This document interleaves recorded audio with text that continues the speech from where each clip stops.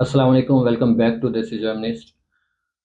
हमारा आज lesson number 7 है। हमने 6 लेसन कंप्लीट कर लिए हैं वर्ब्स की कॉन्जुगेशन तक। हमने पीछे नाउन पढ़ा, फिर एडजेक्टिव पढ़ा, फिर वर्ब पढ़ा, फिर वर्ब्स की कॉन्जुगेशन पढ़ी, कुछ सिंपल सेंटेंसेस हमने बनाए बिल्कुल बेसिक नौयत के। अभी हम मोस्ट इम्पोर्टेंट थिंग, जो सबसे इम्पोर्टेंट चीज़ है जर्मन लैंग्वेज के अंदर, केसेस ऑफ जर्मन, इसको आज हम डिस्कस करेंगे।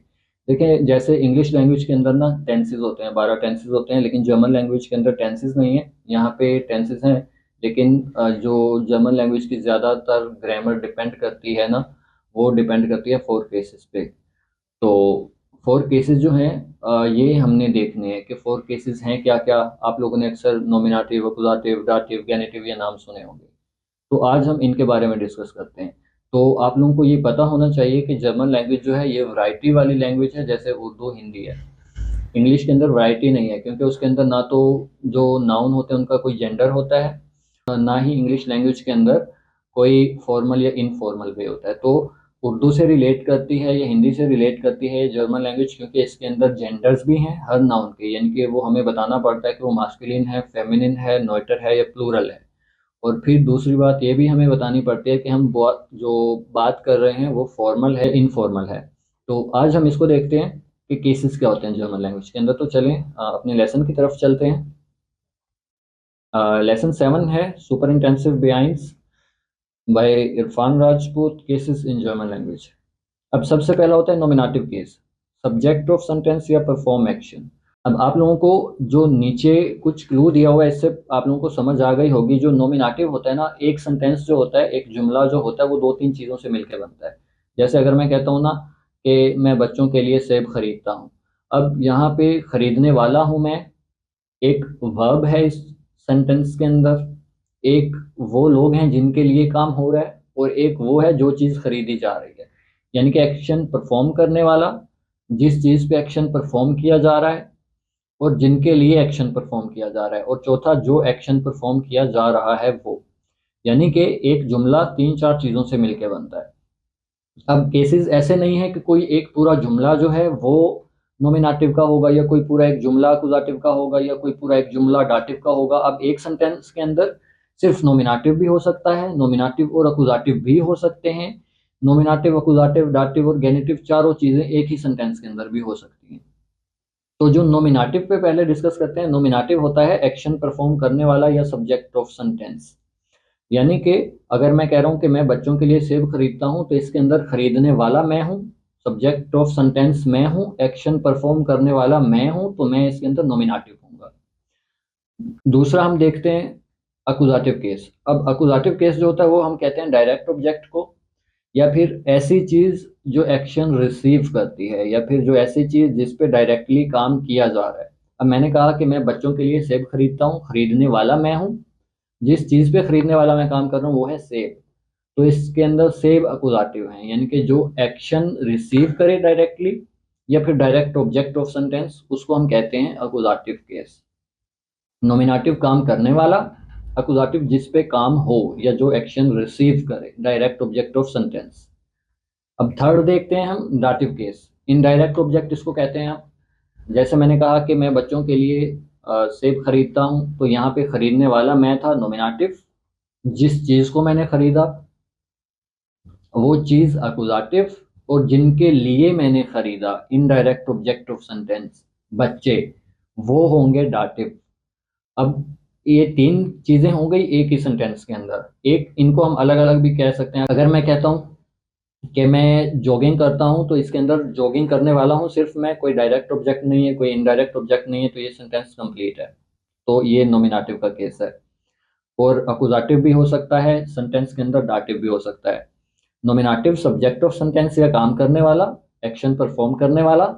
अकुजाटिव डायरेक्ट ऑब्जेक्ट ऑफ सेंटेंस, या फिर जिस चीज पे काम हो रहा है या जो डायरेक्टली एक्शन रिसीव कर रही है। डाटिव आप कह लें इनडायरेक्ट ऑब्जेक्ट ऑफ सेंटेंस, यानी कि जिसके लिए काम किया जा रहा है, या जिसको जिसके लिए किया जा रहा हो, जिसके लिए काम किया जा रहा हो। तो ये हो गए हमारे तीन केसेस। अभी जो फोर्थ है वो है गेनेटिव केस। अब गेनेटिव को हम देखते हैं। गेनेटिव यूज़ होता है पोजेशन को शो करने के लिए या ओनरशिप को शो करने के लिए। अब मैं कहता हूँ कि शहर का सिटी मॉल बहुत खूबसूरत है। अब शहर का सिटी मॉल मैंने कहा है, यानी कि अगर हम कहें कि अगर कोई किसी मैंने शॉपिंग मॉल का नाम ले दिया है या कोई से ऐसे दो नाउन जिनका आपस में कोई ना कोई रिलेशन हो या जिनका आपस में कोई ना कोई ताल्लुक हो या फिर ओनरशिप का रिश्ता हो, तो वो हम यूज़ करते हैं गेनेटिव के अंदर। जैसे इंग्लिश में यूज़ करते हैं ना, car of my father, children of my sister, या फिर पीपल ऑफ द कंट्री। तो ये अब पीपल और कंट्री का आपस में रिलेशन है, चिल्ड्रन और सिस्टर का आपस में रिलेशन है। तो ये जब भी कोई पोजेशन वाला या फिर गाड़ी का कलर मैं कह देता हूँ, the colour of the car, तो ये जो डिफरेंट चीज़ें हैं ना, दो डिफरेंट नाउन्स का आपस में जब रिलेशन होगा तो उसको हम कहते हैं गेनेटिव। या फिर जब भी हम किसी ऐसे दो नाउन को यूज़ करें जिनका आपस में कोई ना कोई ताल्लुक हो, तो वो हम गेनेटिव में यूज़ करते हैं। नॉमिनेटिव होता है एक्शन परफॉर्म करने वाला या काम करने वाला। अकुजाटिव जिस चीज़ पे काम हो या जो डायरेक्टली एक्शन रिसीव करे, direct object of sentence. Dative होता है इनडायरेक्ट ऑब्जेक्ट ऑफ सेंटेंस, या फिर आप कह लें कि जिसके लिए काम किया जाए। गेनेटिव यूज करते हैं हम दो नाउन्स के रिलेशन होता है या पोजेशन होती है उसको शो करने के लिए। अब कुछ एग्जांपल्स देखते हैं हम। इश बिन ग्लुकलिश, आई एम हैप्पी। अब इसके अंदर जो वर्ब है वो है स्टेट ऑफ बीइंग वाला, तो इसके अंदर इश जो है ये नॉमिनेटिव है और इसके अंदर अकुजाटिव कोई चीज़ नहीं है, तो ये सेंटेंस कंप्लीट है क्योंकि सब्जेक्ट ऑफ सेंटेंस है इसके अंदर नॉमिनेटिव और डायरेक्ट ऑब्जेक्ट कोई नहीं है, इनडायरेक्ट ऑब्जेक्ट इस जुमले के अंदर कोई नहीं है। दूसरा है डेयर मान जोग्ड। अब इसके अंदर एक जॉगिंग करने वाला है और एक वर्ब है, यानी कि डेयर मान जो है ये नॉमिनेटिव है क्योंकि ये एक्शन परफॉर्म कर रहा है, ये सब्जेक्ट ऑफ सेंटेंस है। जोगन जो है ये वर्ब है।